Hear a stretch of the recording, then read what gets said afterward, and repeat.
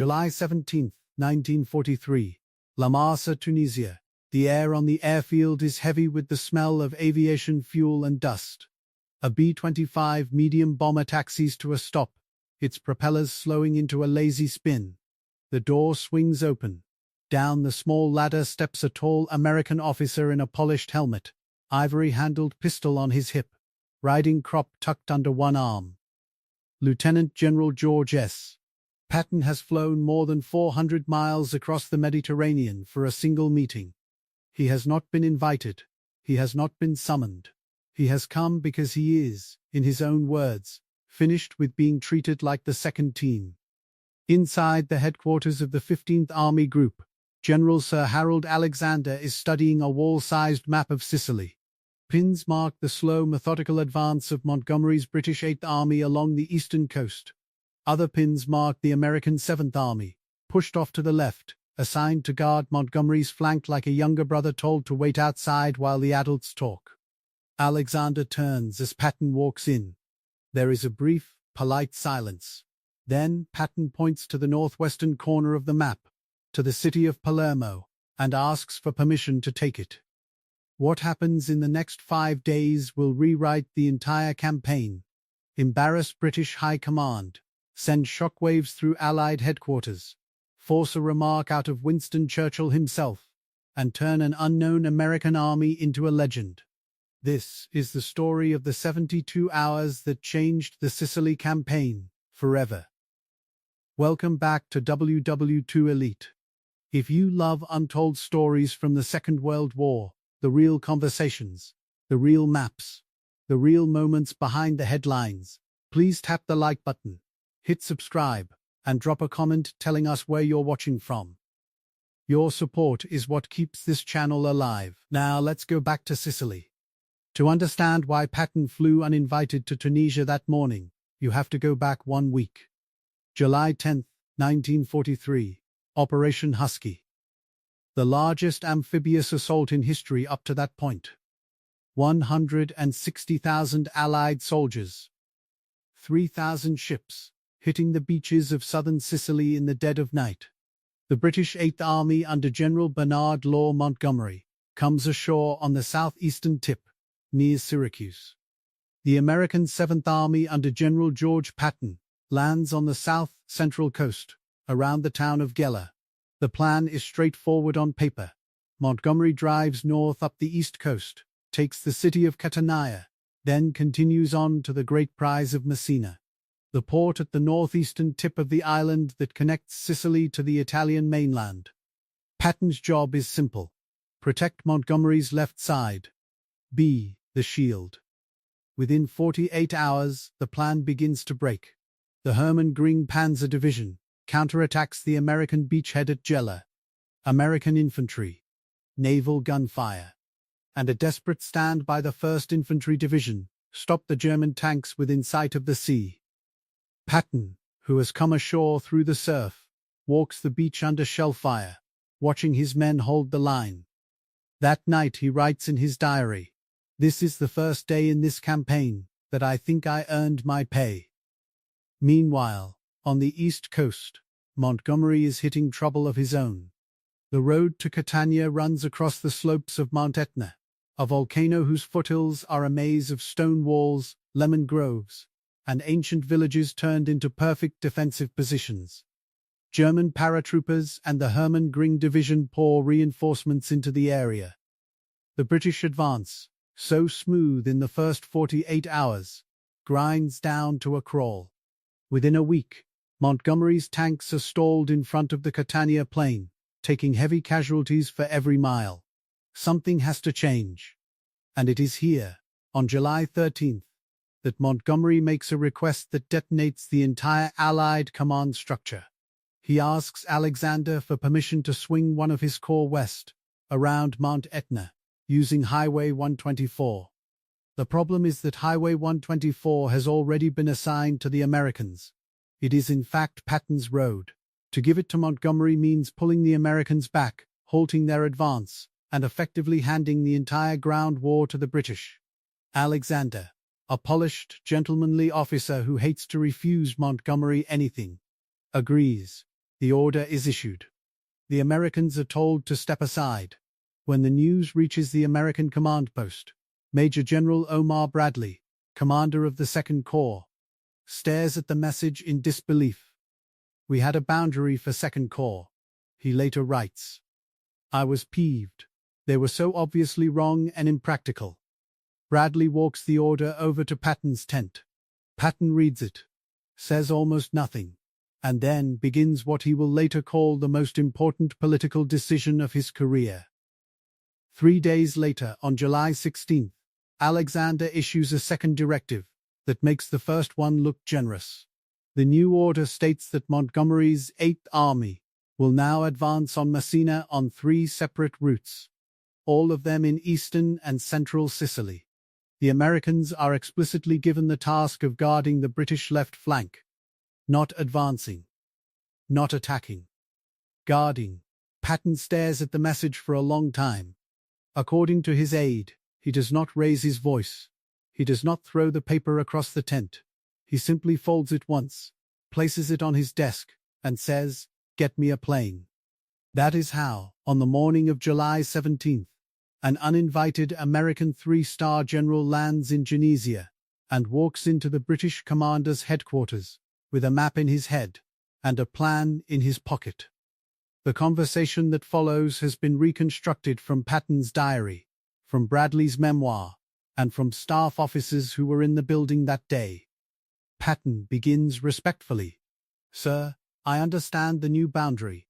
I understand the new mission. I have only one request."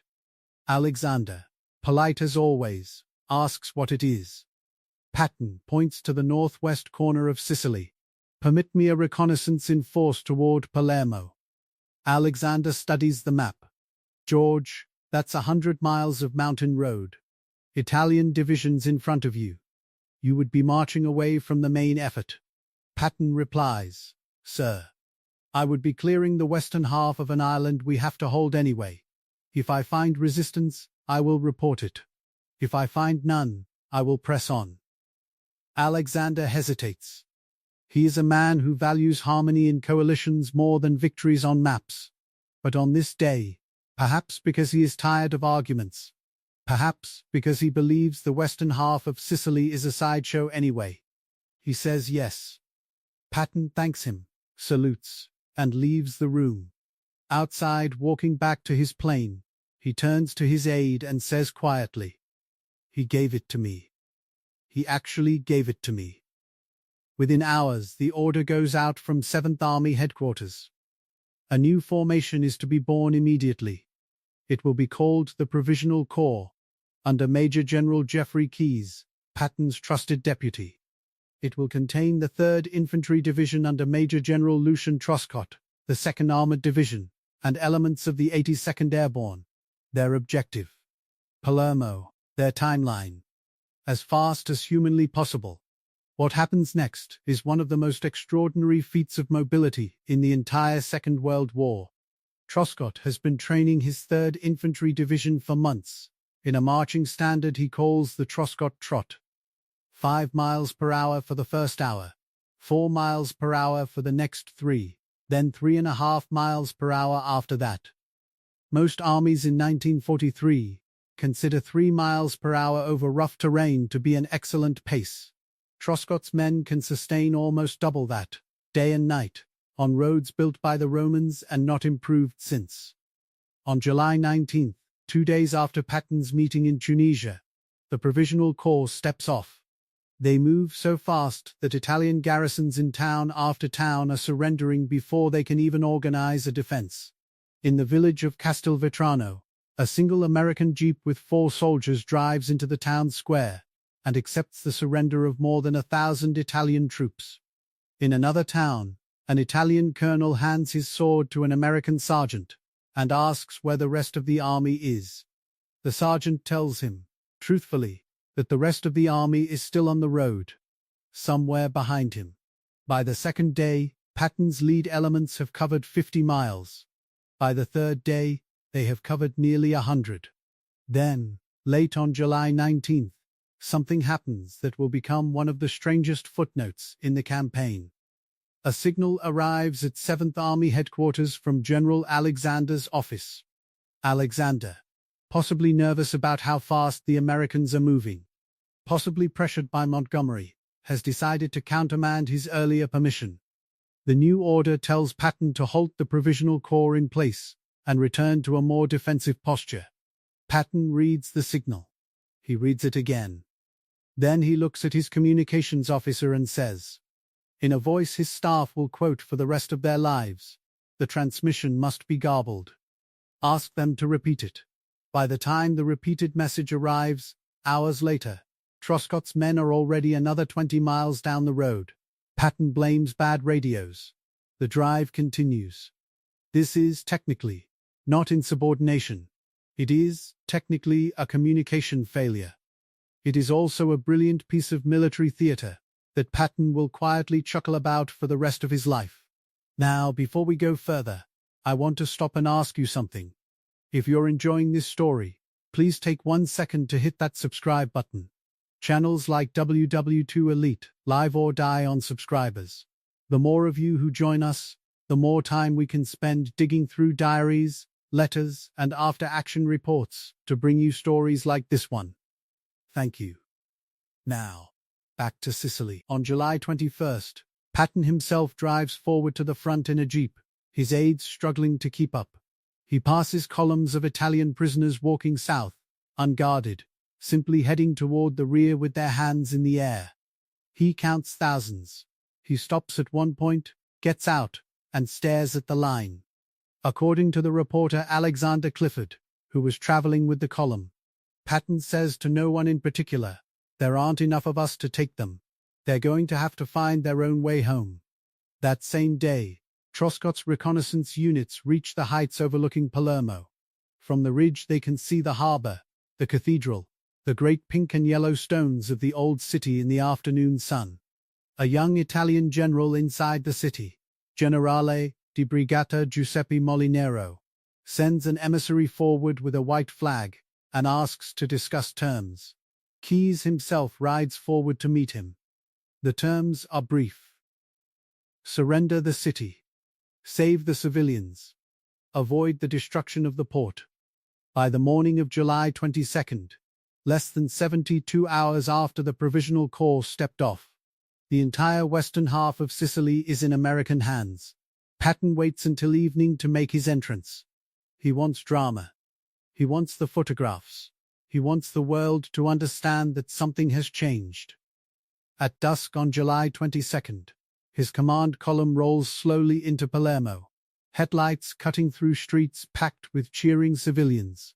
Women in their best dresses run forward to kiss the GIs. Old men weep openly. Boys climb onto the tanks. Flowers, lemons, almonds, melons rain down from the balconies. American war correspondent Alexander Clifford, riding in one of the trailing jeeps, later writes, "Our hands were wrung until they were limp and sore. Men and women kissed us. It was noticeable that there was no shortage of garlic. They slapped us on the back and cheered us with the few English words they knew. America, England, Sicily, I come." Patton's column rolls to a stop at the Royal Palace, the great seat of Sicilian power for 1,000 years. Inside the throne room lit only by candles because the power has been cut, Patton congratulates his commanders, passes a flask of bourbon, and says quietly, "Gentlemen, this will be remembered." In 72 hours, the Provisional Corps had covered 100 miles of mountain road, captured the capital of Sicily, taken more than 50,000 prisoners, secured one of the great Mediterranean ports, and split the island in half. They had lost fewer than 300 men killed. In the same period, Montgomery's 8th Army had advanced less than 15 miles in front of Catania, losing thousands of casualties on the slopes of Mount Etna. The numbers were so lopsided that when they were briefed at British headquarters in Cairo, a junior staff officer reportedly read them twice before passing them up the chain. He had assumed there was a printing error. The reaction in London was complicated, and to understand it you have to understand the politics of 1943. The British public, the British press, and large parts of the British military establishment had grown used to a particular story. The story was that Montgomery, the hero of El Alamein, was the master tactician of the Allied cause, and that the Americans, who had stumbled at the Kasserine Pass only 5 months earlier, still needed time and seasoning before they could be trusted with a major independent operation. Now, in 1 week, that story had been turned upside down. The BBC, broadcasting on the radio that night, did its best to soften the news.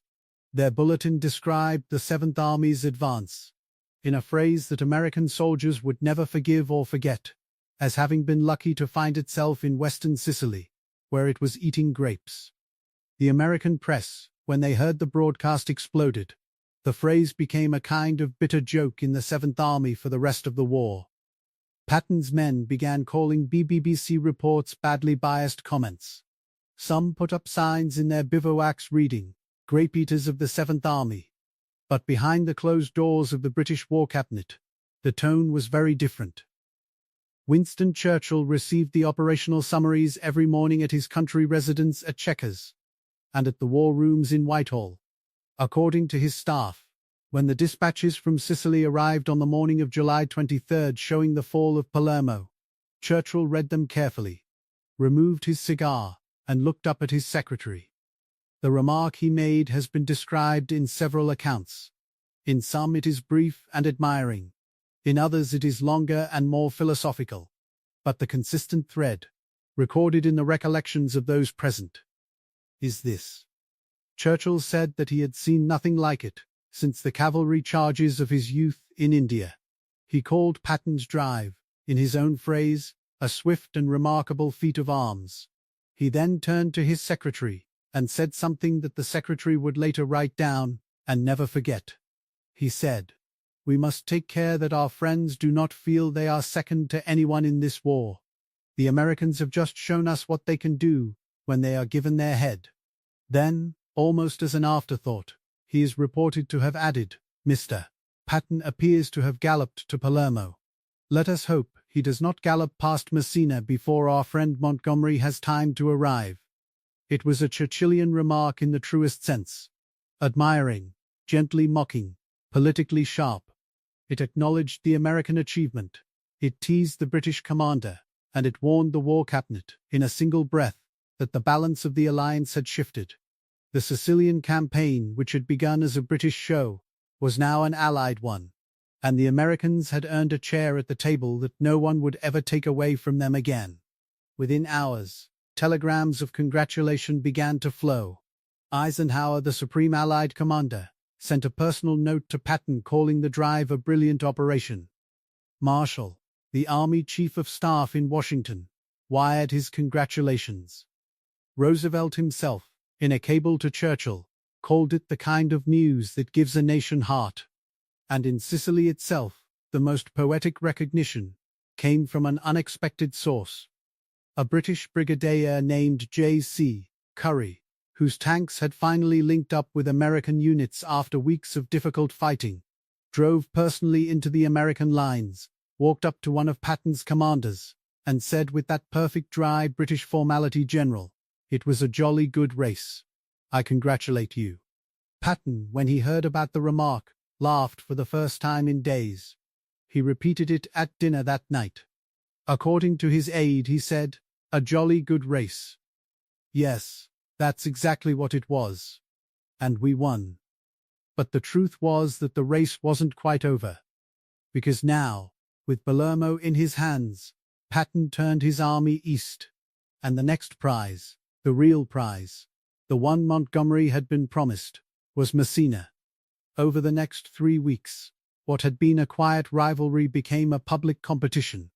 Patton drove his men east along the northern coast, leapfrogging amphibious landings behind German lines, pushing through the mountain villages of San Fratello and Troina, against fierce resistance from the German 29th Panzergrenadier Division. Montgomery, freed at last from the Catania bottleneck, advanced up the eastern coast. Both armies were heading for the same point. The port of Messina, the narrow strait that separated Sicily from the toe of mainland Italy. The last act of the campaign. On the morning of August 17, 1943, at 10 o'clock in the morning, a column of American tanks from the 3rd Infantry Division rolled into the central square of Messina. The British 4th Armoured Brigade, advancing from the south, arrived approximately 30 minutes later. The race was over. Patton had won by half an hour. When the British commander, Brigadier Currie himself, drove forward to meet the Americans in the square, he removed his beret, walked across to the American commander, and repeated the words that had now become famous up and down the Mediterranean. "General, it was a jolly good race. I congratulate you." Patton, watching from a few yards away, accepted the salute and said nothing publicly. But that night, in his diary, he wrote a single line. "Compared to war, all other forms of human endeavor shrink to insignificance. God, how I love it." The aftermath of the Sicily campaign would shape the rest of the Second World War in Europe. The Allies had taken the island in 38 days.